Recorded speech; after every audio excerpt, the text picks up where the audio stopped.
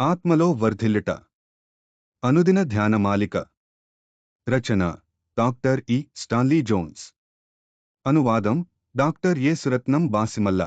3వ వారము 4వ రోజు. అపోస్తలుల కార్యములు 26వ అధ్యాయము 16-18 వచనములు. ప్రస్తుత దుష్ట ప్రపంచము నుండి విమోచన. ఈ దినము ప్రస్తుత దుష్ట ప్రపంచము నుండి విడుదలను గూర్చి ధ్యానిద్దాం. క్రైస్తవుడు వర్ధిల్లటానికి ఉపయోగకరమైంది ప్రస్తుత దుష్ట ప్రపంచము నుండి విడుదల పొందుట కంటే మరియొకటి ఏదైనా గలదా అని నా ప్రశ్న. సమాజము అనుసరణ కోరుతుంది. దాని ప్రమాణము కన్నా ఎక్కువగా వెళ్ళినట్లయితే అది నిన్ను హింసిస్తుంది. అయితే క్రైస్తవుడు ముందుకు సాగుచూ సమాజాన్ని వ్యతిరేకించేవాడుగా ఉంటాడు. అతను తప్పుటడుగులు వేస్తున్నట్లుగా సమాజానికి అనిపిస్తుంది. కాని దూరముననున్న శబ్దాన్ని వింటాడు. అతడు కేవలం స్వరాన్ని వినువాడు మాత్రమే కాదు, విన్న స్వరానికి అతడు స్వరంగా మారతాడు. కాబట్టి సమాజం యొక్క ఆధిపత్యం క్రైస్తవుని విషయంలో నిర్వీర్యమవుతుంది.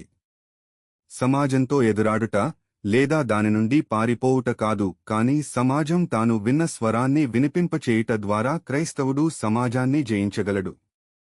సమాజానికి విరుద్ధంగా ఉండుటగాక సమాజ అవసరతలు గుర్తించగలవాడిగా క్రైస్తవుడు ఉంటాడు. క్రైస్తవుడు స్వార్థపరుడుగా ఉంటే అతడు దేవునికి చెందినవాడు కాడు. నీవు దేవునికి చెందినవాడవు. నీవు దేవునికి చెందినవాడవవుట చేత సమాజం నీకు చెందినదై ఉంటుంది. సమాజ ఆధిపత్యము నుండి నీవు విమోచింపబడి సేవ చేయుటకు అదే సమాజంలోనికి వెళ్తావు. నేను మారుమనస్సు పొందిన తరువాత చీట్లపై కలాడు గుపు ఉన్న మంగలి షాపుకు వెళ్లాను.